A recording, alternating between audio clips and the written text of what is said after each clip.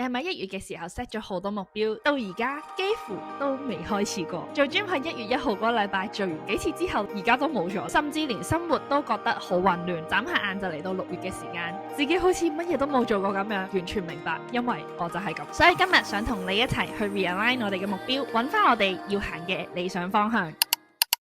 Hello， 大家好，我係 Bonnie。我自己咧好中意年頭開始要定咩目標，但係從來都冇做到嘅人，唔知你係咪都係咁呢？而近呢幾年睇好多嘅 YouTuber 咧，都去講好多 monthly reset 啊、yearly end reset 等等嘅片啦。我自己都有出過一啲咁樣類似嘅片，但我慢慢發現 reset 呢個字咧唔係好啱。reset 有一種覺得係好似電話要 factory reset， 我就係要清晒自己原本裡面嘅嘢之後重新嚟過。但係我哋係人，係咪真係可以 reset？ 係咪過往我發生咗嘅嘢可能未必係成功嘅，未必係我理想中咁樣，但係嗰啲都係我嘅經歷，我學到一啲嘢喺裏面，亦都唔想好似將過去嘅努力當作做失敗嘅例子。我覺得咧用 realign 呢個字咧更加適合，重新將我哋嘅目光去調整，睇翻我哋1月去 set 嘅目標係咪而家我都依然係想做嘅，係嘅，咁我哋就睇下自己係咪喺啱嘅方向裏面啦。而唔係嘅話，就我哋轉咗啲乜目標，我哋可以改下去，停落嚟去 reflect 一下自己，睇下年初我哋定落嚟嘅方向咧係咪依然我哋自己想行嘅。我知道呢個 channel 多咗好多新朋友，但係都有好多舊朋友咧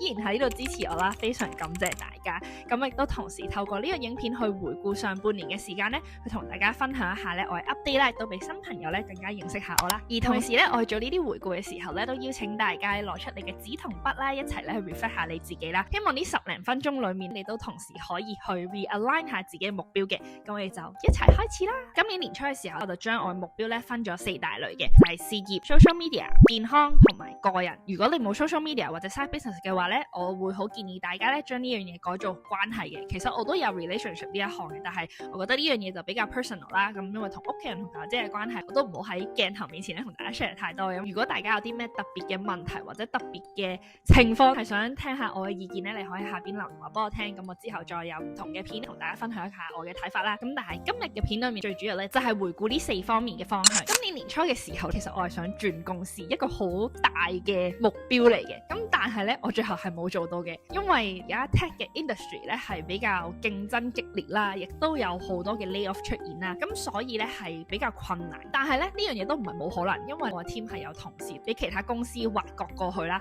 咁大概咧佢用咗3個禮拜時間就已經係去咗第二間公司做，所以睇落去個市場又未去到咁差。不過咧由於我同事走咗啦，咁所以我喺自己本身嘅職位裏面就有更加多嘅 responsibility 啦，同埋更加多學習嘅空間啦。喺呢個 position 裏面有更加多嘅成長啦。不過咧反而喺工作上面穩定咧，有一樣嘢我係一路話要做咧，都係未做到嘅，就係 portfolio 啦。身為 UX 設計師，我哋 portfolio 好重要嘅，因為係可以俾其他嘅 HR 或者設計師咧去知道我嘅實力喺邊度啦，我做過啲乜嘢，因為好重要嘅呢樣嘢。但係我就遲遲咧都未去真係 update 佢。我係由2023年拖到而家噶啦。今年下半年嘅時候，我真係一定要咧去開始做呢樣嘢。如果唔係咧，啲 project 已經係過得太遙遠，我自己都唔記得晒啦，我自己做過啲乜嘢。今年下半年我就想 prioritize 呢樣嘢咧，係我要去完成嘅。其實咧，我原意咧 YouTube 咧係冇諗過停咁耐嘅。咁我亦都同時咧係由上年9月就開始係想翻嚟 YouTube 鋪片嘅，但係我就一路遲都未鋪啦。而同一條片我係拍咗3-4次，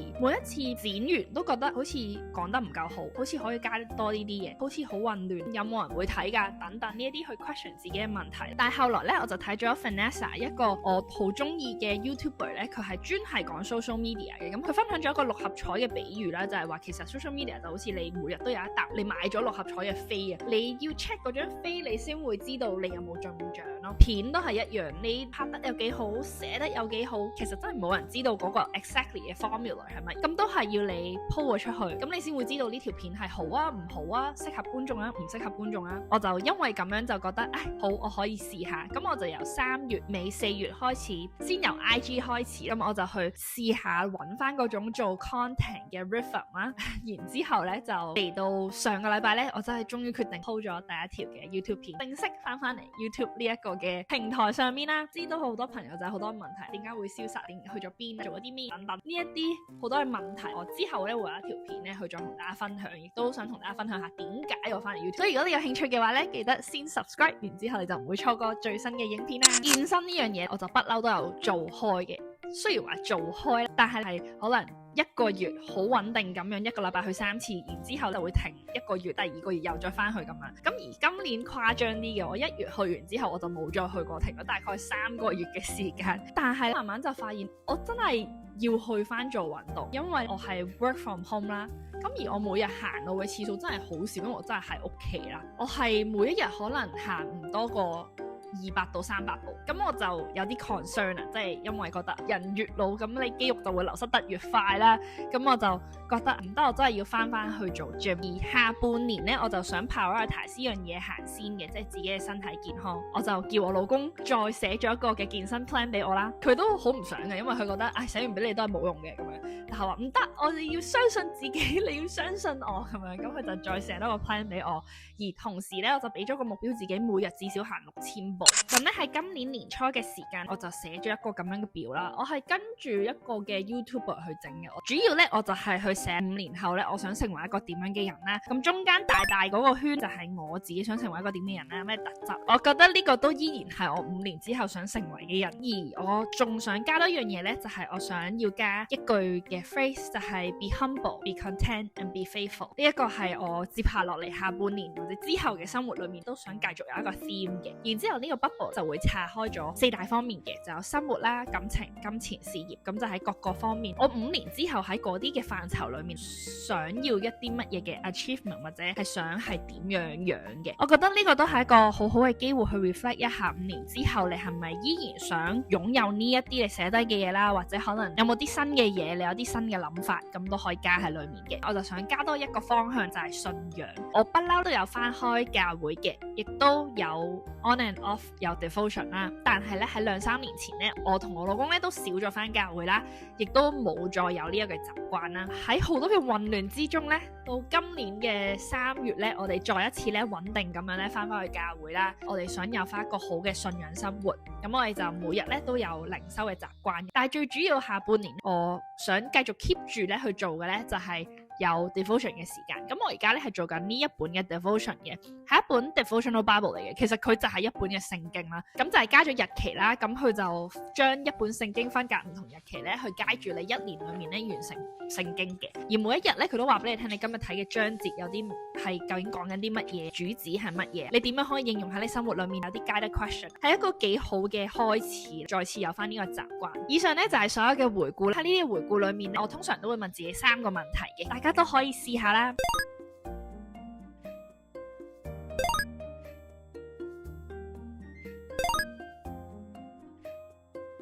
順帶一提，仲有一樣嘢係我拖咗好耐咧都未做啦，而亦都唔喺呢幾個範疇裡面嘅，就係我要重新去佈置一下我屋企啦。我哋入嚟呢個屋企大概2年嘅時間，但係依然好混亂啦，好多嘅家私櫃其實我哋都未買，我哋所有嘢都係用翻自己本身有嘅嘢。我哋唯一買咗咧就係張 sofa。今年我就好想先由書房開始啦，因為書房係我每一日都會喺裡面嘅地方啦，所以一路執好佢，我就覺得每日做嘢都揞住啦，冇乜動力咁樣，所以我會先由書房可以執起啦，然之後再到廳啦、廚房啦等等嘅位置，我就想慢慢執好一個嘅屋企，令佢變得似我屋企啦，都係等所有嘢都有一個嘅地方去安置佢哋啦，唔好令到屋企咁亂。我記得有人講過一個名言，就係當你屋企好乾淨企理嘅時候咧，都代表住你嘅腦袋、你嘅 mind 係 organize。呢個 process 想同大家分享，如果大家有啲咩 tips， 邊度可以買到平家私嘅話，可以喺下邊留言同我分享一下，我真係非常需要大家嘅幫忙，因為 budget 有限，成日去講要 set up 目標，好多時候我都會咩9宮格，你每一個範疇都寫一樣啊，咁其實真係要執行起嚟係好難，因為可能每一個範疇需要你用嘅時間，你嘅力氣都好多啦，有陣時都會好 overwhelmed。所以我自己咧嚟緊呢下半年咧會試下嘅嘢咧，就係我每個月淨係揀一樣嘢，每個月有一樣嘢我好想完成嘅，我淨係完成嗰樣嘢啫，最主要我完成咗，我嗰個月就已經達成咗咧我一個目標噶啦。我覺得咁樣慢慢一步一步俾自己去 build up 嚟得簡單啦，同埋唔會咁容易 stress out，然之後完全放棄一個目標都唔去做。咁我就試下每一個月都有一個 theme， 一個目標去完成，咁睇睇下得唔得 work 唔 work。年尾嘅時候再同大家匯報一下呢個方法。最後一樣嘢想同大家分享嘅就係 Vision Board 啦。其實呢一樣嘢興咗好耐啦，好多人都做啦。通常就係一年嘅開始嘅時候，你 set up 目標嘅時候做嘅。咁但係我就拖到年中啦，已經6月啦，我都仲未做呢樣嘢。咁我就好想透過今次咧去做咗佢啦。而喺做 Vision Board，我點解成日拖咧？就係因為我一路咧都覺得做 Vision Board 就一定要人哋好靚，喺 Pinterest 你見到嗰啲用好靚嘅水松板啊、釘晒啊、黐晒咁樣掛喺個牆度，就係 miss 咗個重點，就係嗰啲嘢點樣整佢係唔重要嘅，最重要係你可以睇到佢。所以我就用呢個最慳錢嘅方法。屋企有咩牆，我就咧會將啲嘢 print 咗出嚟之後咧貼晒喺我書台上面嗰個牆上面，就係我個 Vision Board 啦。我只要我每日都見到佢咧就 OK 啦。半年嚟咧，我學到最重要嘅一個功課就係唔好糾結於你用嘅工具，因為佢唔重要，最重要係你真係實際咧去執行你想要做嘅嘢，而去達到你嘅目標。而亦都係每年嚟到呢啲時間去做 reflection 嘅時候咧，我哋並唔係要 reset 去清零，而係再一次咧相信自己去 realign 對齊自己目標嘅方向咧，繼續向前行落去。我哋唔需要行得好快，但係我哋就想行喺一條啱嘅路上邊，以至我哋年尾嘅時候咧，唔會覺得自己就係一場空嘅感覺。今日同大家一齊回顧咗上半年嘅目標啦，都咧再一次咧去 realign 翻下半年咧，我哋究竟想做啲乜嘢，亦都整埋 Vision Board 啦。唔知道你下半年有啲咩最想做咧？喺下邊留言同我分享一下啦。記得 like、subscribe 同埋 share 俾朋友仔睇，等佢哋一齊都嚟 realign 自己嘅目標啦。上半年大家辛苦啦，我哋下半年一齊繼續努力。我哋下個禮拜一再見。我已經完成咗後邊嘅 set up 啦，我好滿意，好靚啊！我之後拍片都可以喺度拍啦。之後我哋全部都係嘢，因為我就將櫃上面嘅攞晒落嚟。唔知大家有冇興趣知道我上半年有啲咩外用品？呢個 topic 好似真係都已經 outdated 啦。如果大家有興趣嘅話，下邊留言話俾我聽啦。